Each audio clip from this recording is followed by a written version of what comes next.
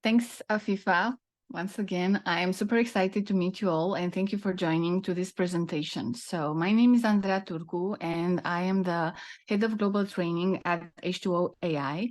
And among some of the responsibilities that I have in the team are also content strategy and creation, customer education and enablement, and certification programs.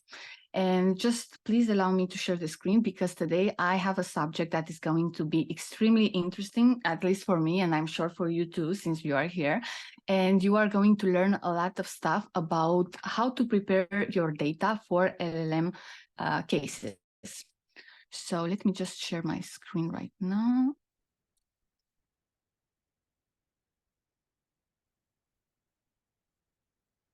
Okay, perfect. Yeah, so the presentation for today concerns data prep using our LLM DataStudio tool. In our discussion, we will be focusing on techniques for data preparation using LLM DataStudio, which is a specialized tool designed to simplify the data preparation process for large language models. And so a significant hurdle that I see in maximizing the effectiveness of these models is obtaining high quality training data. And if you already had a lot of experience as a data scientist, you know that the biggest amount of time that you're spending is not on running the models, but on trying to make sure that your quality, the data quality that you have is very good.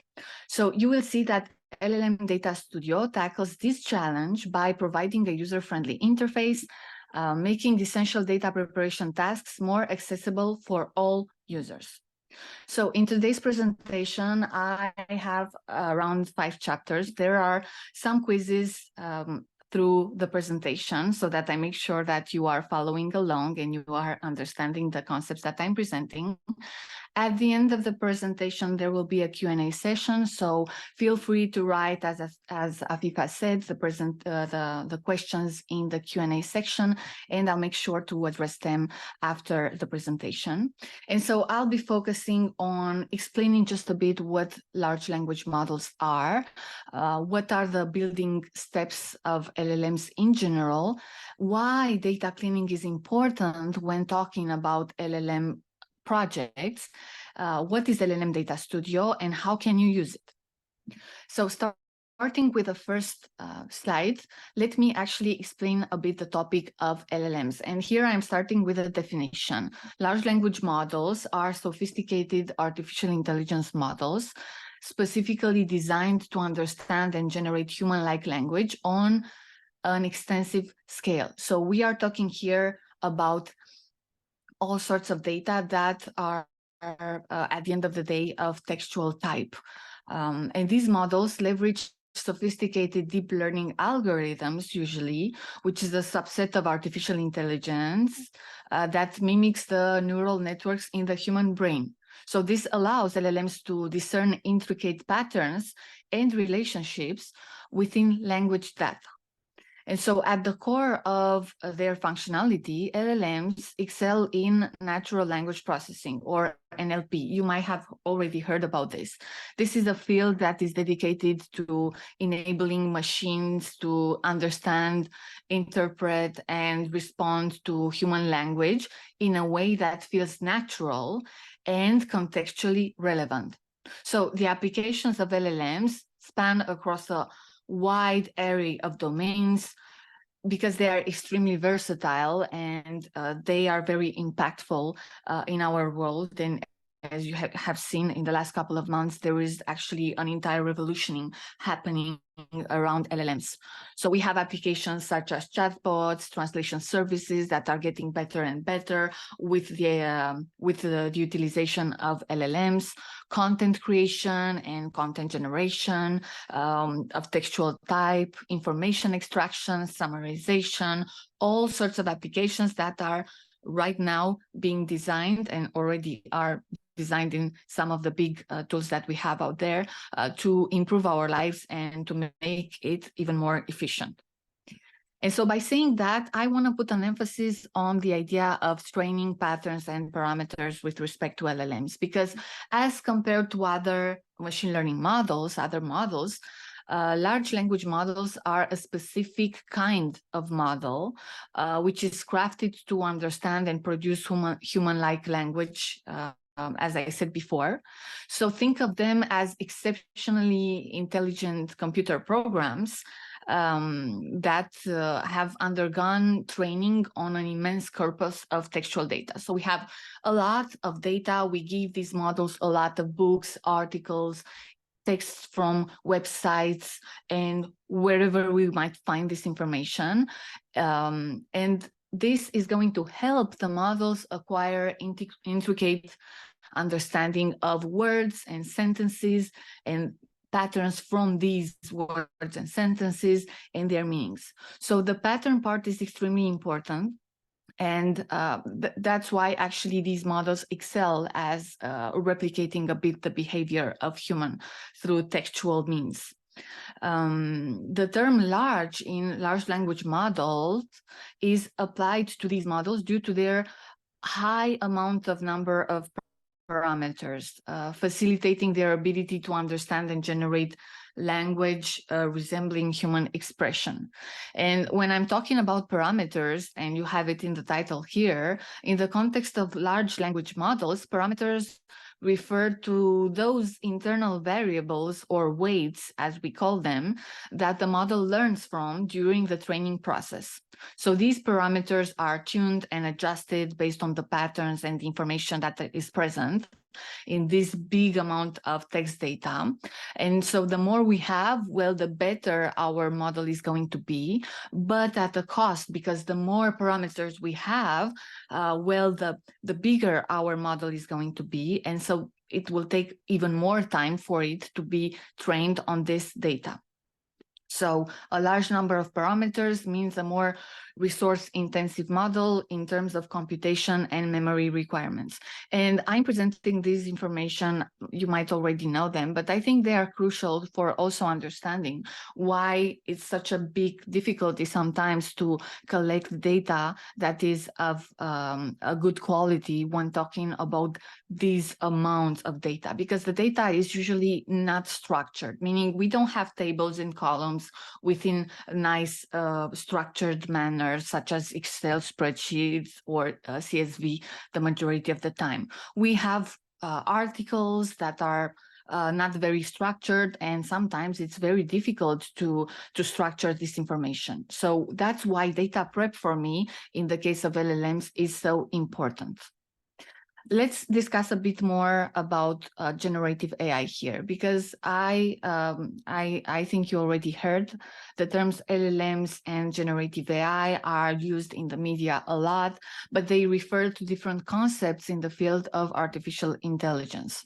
So here I put with GPT.H2O AI, our tool that is generating text, some that I use to help a bit my presentation and spice it up. Well, I put two different columns that are showing, based on different categories, the difference between LLMs and generative AI. So as you can see, in terms of what does the model focus on, LLMs focus on language generation and text creation, whereas generative AI, they focus on various types of content, including text, but also images, music, and data. So generative AI is a broader field in which LLMs appear. So I have some examples here that show that also the output is a bit different. So for LLMs, we have coherent and contextually relevant text that is being resulted from executing these models, whereas in generative AI, we have content that is original, but not only of textual type. We also have images, music, and data models. And in terms of tasks, just to finish this point here, LLMs focus on language translation, text completion, question answering, text summarization, whereas generative AI creates art, creates diverse types of content, creates audio, and all sorts of other data types. So just keep in mind from this slide, if you are finishing this session and you just take one information out of this slide, LLMs is a subcategory of generative AI, which is concerned only with text, whereas generative AI includes some other means, such as videos, images, and audio. But also there is another distinction that I want to make clear here, the difference between LLMs and foundation models. You might have also heard about foundation models. And so there is a difference between the two of them. A foundation model is a large machine learning model that deals with complex tasks and learns from vast amounts of unlabeled data, meaning it does not require specific annotations, meaning that you take all this data, you give it to the model, and this is it, a model that treats text, and it's of foundational type. Large language model is a specialized type within this broader category of foundation models, and it is designed and optimized specifically for tasks related to natural language processing. So the difference here, as you might see once again, is that large language model is a specific type of foundation model, and that foundation models are actually more adaptable in various applications, so they don't need as much data preprocessing as large language models. What are the benefits of LLMs here? Well, I am just putting on a piece of paper the presentation, because knowing how to work with LLMs can help you and your company a lot. We see more and more companies that are working with LLMs because there are obvious reasons. So for example, the first one is the fact that LLMs showcase a proficiency in understanding and deciphering natural language. So it enables the user to see that there are conversations that the models are context aware about, and it adds an extra layer of nuance to interactions with users. So at H2O, we have tools that help you generate content using LLMs based on particular types of profiles, just to make sure that we are trying to cater for all the needs of our clients or for our clients' clients. There is a lot of versatility across diverse domains because LLMs are very adaptable across different domains, and they are invaluable in applications that I already mentioned, such as chatbots, translation services, information extraction, summarization, etc. They help elevate the creativity in content generation, helping also the user to give faster and more reactive answers based on some particular contexts and from textual materials that the user has. Of course, a lot of other options are here. For example, information extraction efficiency. This concern the fact that LLMs enhance the efficiency of information extraction, and that they are great at being used and applied for summarizing text, for recognizing entities, in knowledge extraction, and this is made while being applied on large volumes of text. Things that could take to a human being a couple of weeks are now being solved by LLMs in a couple of seconds. So you see how an efficiency has been applied to the entire community who is using these types of models. So a lot of benefits for LLMs, but also a lot of challenges, because while the benefits are significant, they also come with a set of challenges that need a lot of consideration, such as the computational resources that I told you about earlier. So LLMs demand substantial computational resources for training and inference, having a lot of challenges in terms of processing power and memory requirements. This is not a problem because actually H2O has options for you to to run your models on servers that are being hosted and that you can actually access with a lot of GPU power, in case this is something that you're interested in. A lot of energy consumption too, because as I said, the more parameters we have, well, the more intensive are these resource requirements. Fine-tuning complexity. The process of fine-tuning LLMs for specific applications can be very complex and requires a lot of expertise.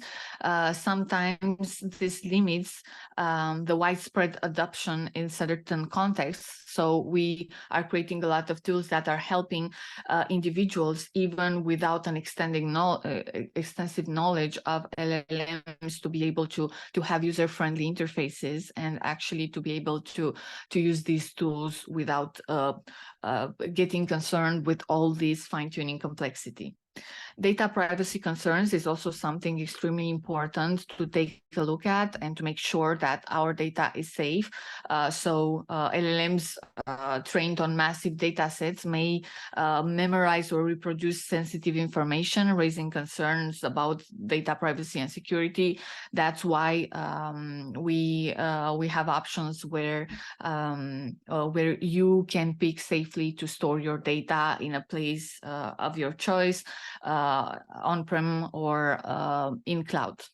Interpretable output is also a challenge that I find. The output generated by LLMs are sophisticated and sometimes they might lack interpretability, making it challenging to understand the model's decision-making process. So a lot of benefits, a lot of challenges. I think that the benefits exceed the challenges. But let's see actually if you were able to follow along by answering to our first question of the day. So I'm going to activate a poll right now. Please don't hesitate to answer. It will be open for around 1 minute, and I want you all to be able to select the answer on the screen. So don't hesitate to select one of the 4 options that we have here. The question is, what sets large language models apart when described as large? So we have 4 answers here: physical size, number of applications, computational complexity, or number of parameters. So let's take 30 more seconds and make sure everyone has answered. That's great, guys. Thanks a lot. You are there following along. I'm super happy about that. Okay, so I repeat the question for those who didn't have the time to fill in. What sets large language models apart when described as large? Physical size, number of applications, computational complexity, number of parameters. Okay, great. I'm ending the poll right now. Thanks a lot for your answer. So I see that 85% of you have correctly answered number of parameters. I'm going to share the results here. So great. Yeah, so thank you a lot. So indeed, the term large in large language models refers to the significant number of parameters they possess. And as I said, these parameters are internal variables or weights that the model adjusts during training, and these will influence the ability to understand and generate language. Nevertheless, one of the challenges, as I said, with LLMs is the demand of substantial computational resources, which can be increased with the number of parameters. Thanks a lot. Okay, so now that we understood a bit what large language models are, let's see what the steps in building large language models are also, because this will be important for the next steps. So in the life cycle of LLMs, you can commonly identify several crucial stages. I just put them here. Depending on your business case, there might be more or less. Depending on how complex your business use case is, you might have more. So we have at the first stage data collection, which means just gathering vast amount of data sets containing textual information. Pre-processing is the second step, which means cleaning and making sure we pre-process the data to ensure uniformity and remove noise. And these steps involve tasks such as tokenization, in the case of LLMs, removing stop words or handling special characters. Then you have model architecture design, so just deciding on the overall architecture or backbone or the model that you are selecting for your LLM. Then you are going to train your model in the LLMs, fine-tune it if you consider that you want a more specific use case adapted to your own specific situation. There is the part of validation and evaluation of the models, deployment of the models, monitoring, and all this feedback loop that is getting created, which means that at any of the stages, you can go to the previous one to improve it so that your overall output gets better and better. But please keep in mind that the pre-processing that we are talking about is representing, in the majority of the cases, 80% of the entire time that the data scientist spends on a data science lifecycle, including this LLM's lifecycle. So data pre-processing is a crucial step in the machine learning pipeline, and it involves cleaning and transforming raw data into a format that is suitable for training and evaluating models. So the quality of the input data significantly impacts the performance and generalization ability of machine learning models. As I like to say, well, gold in, gold out. You cannot have good results and good machine learning models and not get, you cannot have good inputs or data sets and good machine learning models and have bad results. So if I were to rephrase this, well, this concept of clean data can be illustrated through the saying garbage in, garbage out, which for me in a more positive context is gold in, gold out. So this concept emphasizes the critical importance of the quality of your input data in determining the quality of the output or the results. So that's why data preprocessing is so important, because this is the stage where you have the opportunity to do some forms of data prep or manipulations that are going to improve the input data so that it is more legible or digestible by your LLMs. And we learned that LLMs actually need to have this structured data a bit more than foundational models. So at H2O AI, we've identified some similar steps, and now I'll just quickly break down them. So we are starting with the foundation, and this is where it all begins. We start with powerful language models, which are exactly like super smart computer programs that have learned a lot by reading a lot of text from internet and books and some other means. These models become the solid foundation of many language-related tasks. In the second step is the data prep. So we need to get here our models ready for specific jobs. And so we will take these documents that we have available or these text materials and turn them into instruction pairs. So imagine like converting information into questions and answers, making it easier for the models to understand and fine-tune for specific tasks. So LLMs need sometimes this pairs of questions and answers so that it has good performances. And by having a good data prep tool, you can do that faster than ever before.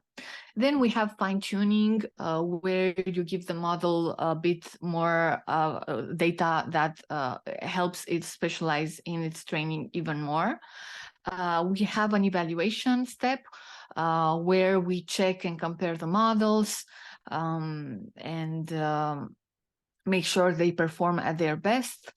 And there are a lot of other steps afterwards where you start to optimize and apply these models on other data. And you can also create applications with this particular results that are going to be given by the models.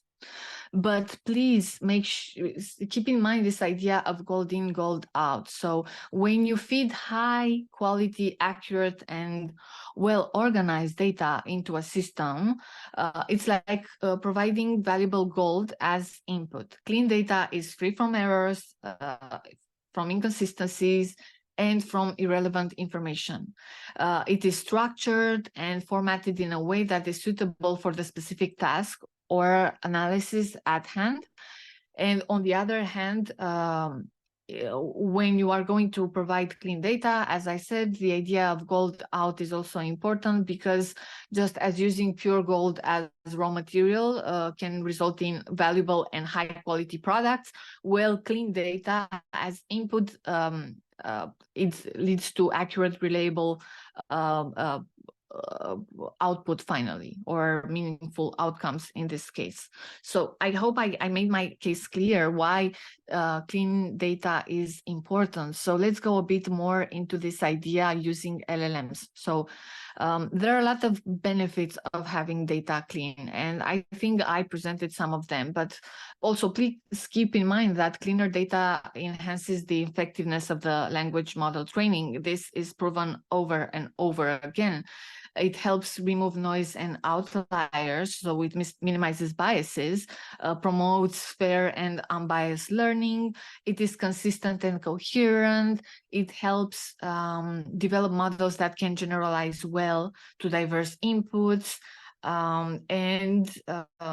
They also assist with giving a more accurate and reliable language model, which enhances the user experience at the end of this entire process.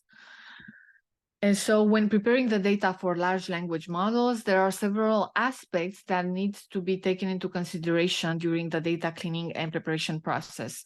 Here is a list of these key aspects. So when talking about LLMs, we want to make sure that we prepare the data and we clean it and ensure the text quality is there. So ensure the input text is of high quality. We want to make sure that we provide a diverse and representative data sets that covers a big range of topics, because this will help our LLMs generalize well. If applicable, we want to ensure that the data is properly labeled, especially for tasks like sentiment analysis, summarization, or other specific language tasks. Tokenization and sentence structure. We want to make sure when cleaning the data for LLMs and preparing the data for LLMs that we tokenize the text appropriately, breaking it down into meaningful units, whether words or subwords or even phrases, to facilitate the learning process. A lot of other things. Handling missing data is another point that needs to be addressed through data prep capabilities. Data augmentation, so we might apply data augmentation techniques to increase the size of the data set even more. Domain-specific considerations are also important, monitoring model outputs. So all these things are ensuring that when you are prepping your data, you are doing a good job. And just a spoiler alert, LLM DataStudio actually takes into consideration all these factors by presenting a sort of a flow that helps you select each one of these key aspects or eliminate them if in your particular case it doesn't apply. So I've been talking a lot about LLM DataStudio, but what is it? What is it? So LLM DataStudio is a specialized application that is developed by us here at H2O AI to simplify and improve the data preparation process for LLMs. So the key features and functionalities of LLM DataStudio include data preparation tasks and expansion of data sets. These are presented like I've presented them a bit earlier, but to emphasize on the idea of data preparation task here, the application supports various data preparation tasks such as Q&A generation, text and audio data pre-processing or processing, text cleaning, data quality checks, tokenization, and control over text length. So this is great because if you were to do that by yourself from scratch in a Python code, actually it will take you a lot of time. And whenever you would have the output, you would need to take a look at it and go again and modify your code if the desired output is not there. Whereas LLM DataStudio presents everything in an easy-to-use interface that shows you the output directly. And the good part is also that you can actually integrate LLM DataStudio with a lot of H2O AI tools. So we have our entire GenAI ecosystem, and LLM DataStudio seamlessly integrates with other tools in the H2O AI ecosystem, as you can see. Providing a comprehensive solution for users working with LLMs. So we have a lot of LLMs tools right now. And for me, LLM DataStudio is one of the tools that is worth having when you are dealing with a lot of data that you are not in control of. You don't have the quality all set in, and you don't want to modify manually the information over there. Okay, so I have just a couple of more questions before a couple of more slides before I go to the tool, so I present it to you. LLM data can be enhanced with DataStudio in a lot of ways, and I present here to you just as a reminder some of these ways. You have text length control, tokenization, data quality, issue detection, text cleaning, and generative Q&A generative of text and audio data. I took them from the bottom up, but the order is not important. Yeah, let's go into the tool right now. I'm going to show to you what the interface of LLM DataStudio looks like. You are going to see this is a very user-friendly interface. So I'm switching to the tab of my environment where I have LLM DataStudio installed. I have a new session opened here. And as you can see, the interface looks very, very simple because it is designed for anyone to be able to use it and find their way without too much effort. So the homepage shows you the main three aspects that are being taken into consideration, especially in the tool. You have the curate option, which converts documents in various formats, PDFs, docs, audio, video, into a question-answer pair for downstream task. You have this option here too. So if I click on the curate button over here, I think I need to refresh my, yeah, perfect. So if I click on the curate button, you can see that I have 6 projects. There is a table that shows all these projects. And I can see that I can upload and create new projects from various types of data. And so what I can do here is upload a file myself, whether audio file, PDF file, doc, PowerPoint, video, zip even. And by clicking just a button, and I'm going to show you this later on, I can transform that particular text in a Q&A pair dataset, which is ready to use for our downstream tasks. I can also click on new. So this is how I can browse and take a look at what file do I want to upload. I can even upload the files from a web page URL. I can change the project's name and description. I can specify the document type as well as the task type. So we have 3 tasks here, either generating from the imported data file, question answers, summarization, or file summary. And by the end of this entire process, when I'm going to click on run, well, I'll have the entire data set that is ready for me to download and to use in the next downstream task. If I go back on the home button to show you the prepare button, well, this prepare button manages data tasks, organizes and tracks projects. So here we have support systems of various workflows for questions and answer models, text summarization, instruction tuning, human-bot conversation models, and continued pre-training of large models. So there is a tab here, the second one. And if I click here, I can create a new project. I can upload my own data set, and I can specify what type of data set is this. By default, DataStudio detects that by default. But you see that in my table that I have right now, I have the name of the project, the description, its type. So I have instruct tuning, question answering, text summarization, continued pre-training, and human bot conversations.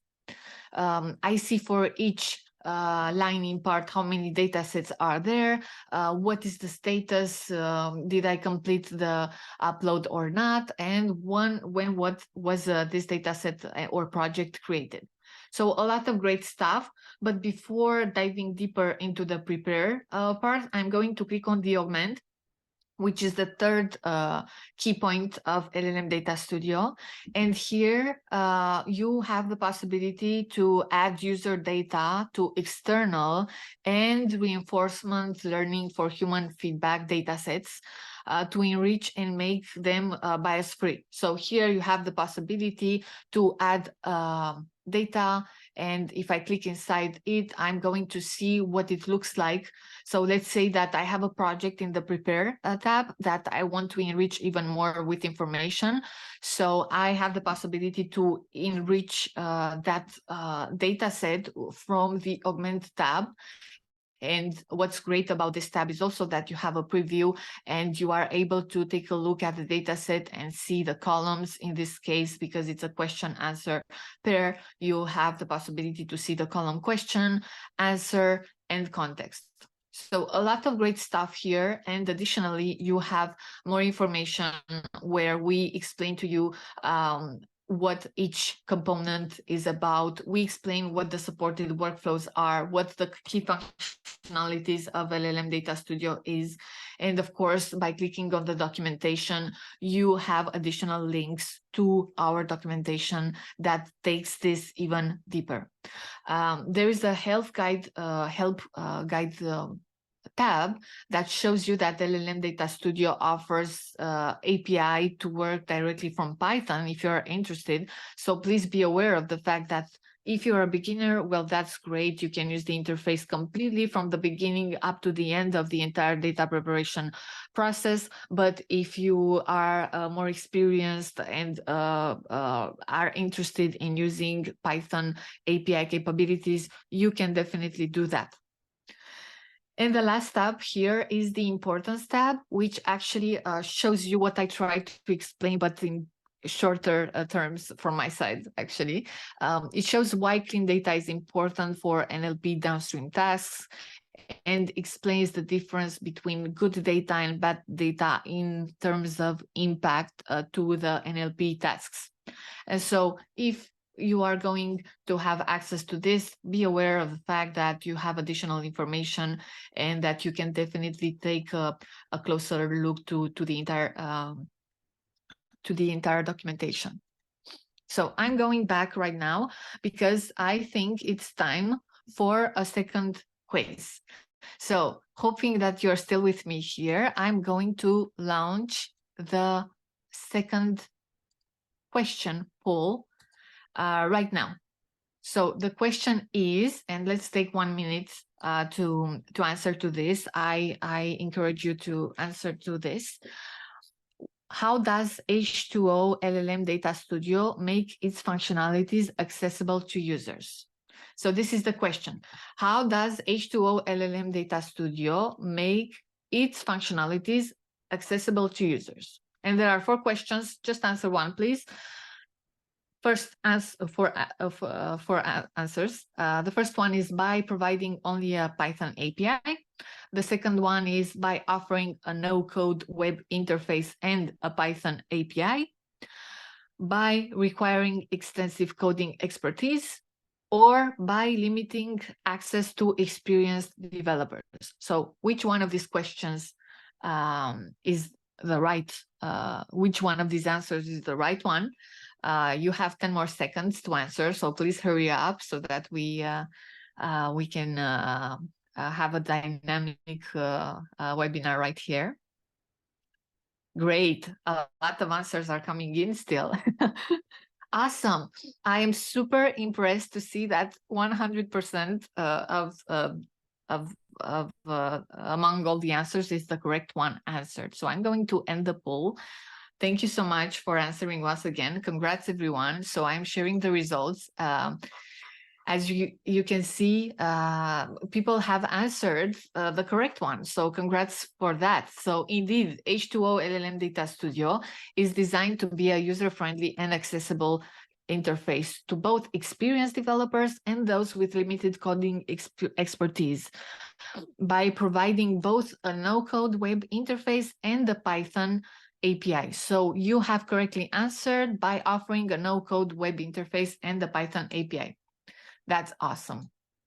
Okay, so I'm aware of the time. Let's move on to the last chapter here to do an exercise together and also learn more about the workflow. So the last chapter in my presentation is about how to generate a clean data set from a PDF file, which I'm super enthusiastic about. So please hold on just a bit, because before I also want to present to you a functionality that is extremely useful, which is the workflow builder. So the workflow builder for the data preparation via the Prepare Project tab that we have here in LLM DataStudio is a systematic process that involves several key stages. So for example, if I go to the Prepare tab, I'm going to see a couple of projects. And so if I click on a project, let's say the first one, I have a couple of options here. So I have three tabs, three drop-down menus. The first one is concerning the project details with a lot of metadata information.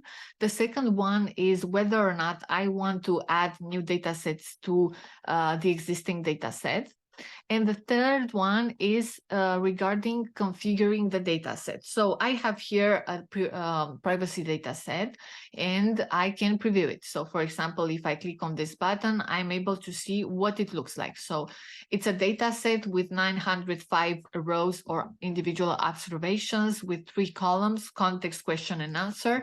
And here I need to make sure that I specify correctly the name of the column that for the dataset that I'm importing. Then I'm going to click on Save and click on Next. So what happens here is that once I clicked on the Prepare tab, I have a couple of tabs, 6 actually, on the left side of the navigation menu. The first one was exactly what I presented. Its purpose is to upload the data set into the system in the specified format that is suitable for the project type. And the second one is the workflow builder. So here is where the good part is happening, where the action is happening. So this stage allows you to configure the sequence of data preparation steps using a drag and drop interface. So you see here, there are a lot of options that you can choose from. You take your ingestion data source, and actually you are able yourself, if you want to drag and drop each point to select and configure different aspects of the entire process. So you are the master of your workflow builder, where you are able to select yourself the information that you are interested in. So I just dragged and dropped a length tab here, but you have it here too, so no need to do that. But that's awesome. Like for me, it's great because in the workflow builder, you are able to select the steps that you want applied on your particular data set, and you have a lot of them here. So you can augment your data, clean, flatten, check for profanity, quality information, length, compression, end token, sensitive data, and all this information is specified on the main tab in the info section, where you are going to learn even more about them if you are interested. So that's actually the workflow builder, and for me, this is what makes the sugar of the entire experience, because you can add steps or take out steps so that you improve your own data set even more and the quality of it. Next, you have the configuration page. So this is the place where you can augment your data set even more. And here is exactly an explanation of all the stages that you have previously seen in the workflow. And you can modify even more the settings of the workflow over here if you're interested. Next, you have the review page where you are going to see actually what are the settings in a sort of a text manner and what are the parameters that have been selected. And also you have the output. So if I click on the output, I'm going to be able to see the first 100 rows of the final data set and check its quality. And what is great in the Insights tab is that you can see your input data set and your output data set and actually compare the quality of the before and after. So that's awesome because you are going to actually be able to decide whether the quality is good enough or whether you should go back on the workflow page. So that's extremely important here. And the promised exercise that I wanted you to show is actually how to upload a PDF file and transform it into a data set. So what I'm going to do is I'm going to click on this curate button, and I have found a great article on Archive called A Comprehensive Overview of Large Language Models. So it has 41 pages and actually it's in PDF form. And what I'm going to do right now is to create new and to say, well, this is, let's say, project name test or press. Just going to put this name here. This is the textual type, and I want the task type to be question answer. So what I want to happen is have this entire PDF and let LLM DataStudio decide what is the best data set, how many rows in that data set do I have, where it will put the question in a column and it will give the answer from the text in another column. Like, I find it extremely interesting. So I'm going to click on browse and I'm going to take the overview of LLMs.pdf file and upload it into the system. So as you see, it's uploaded very fast. And once I have an upload successful, well, I have a place where I can see the smart chunking and I can decide by myself, do I want this to be fast or slow? What is the sampling ratio? So let's just run the pipeline. I'm going to click on the button, run the pipeline. And on the right side of the screen, I see the fact that there are a lot of steps that are preparing my file. They are creating the project, they are parsing the document, they are text chunking, as well as creating the Q&A pairs. And there is a line in progress. If I click the refresh button, I'm going to see how much of this entire file is complete. But because I don't want to stay here too much, and I'm aware that we are almost at the end of the presentation, I'm going to see this file that I already executed for you and see what the output is. So remember, I am going to the curate page. This is the file that I have uploaded. You see, it's a bit messy. It has a lot of columns. It has a lot of text, etc. And I asked LLM DataStudio, take this PDF file, please, and transform it into a more digestible format so that I use this data set for my NLP downstream tasks. So now I have an output that says we found 644 pairs.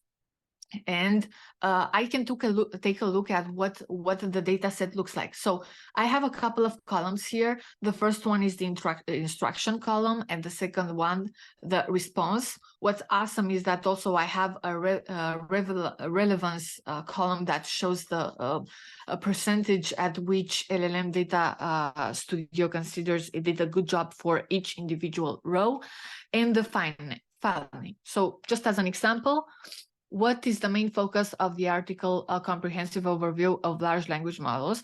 This is my application that came up with this question. And the answer from the entire PDF is The main focus of the article is to provide a comprehensive overview of the recent advancements in large language models and their applications in natural language processing. So I'm increasing this a bit. So I'm scrolling down and I see that now all this PDF is structured in a great way for me to use it. And when I saw that at first, I was so impressed that I started to use it a lot just because I find it so useful that you don't need to code to clean your data or to modify manually your data. You have now tools that are able to do just that. So with this in mind, if you're interested a bit more into learning about LLMs, I have an entire series on our YouTube channel called H2O LLM Learning Path. Please don't hesitate to check it out. I have a lot more of details concerning these entire topics and the presentation of the tool as such, and many other tools. So I encourage you to go and go ahead if you're interested. And with this, I would like to thank you and maybe take some questions right now if there are any in the chat. Yeah. Okay, so I'm taking a look at the chat right now. I'm going to stop sharing my screen. Okay. Okay, one of the questions that I received is it possible for us to use external links to put in LLM data prep?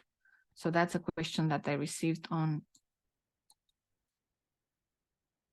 my end, and the question is yes. So yeah, actually here, if I'm going to share the screen once again, in the LLM data prep on the curate page, you can upload your file and also have a web page URL. So actually, let's say you are interested in uploading the entire page of LLM Studio of our H2O AI.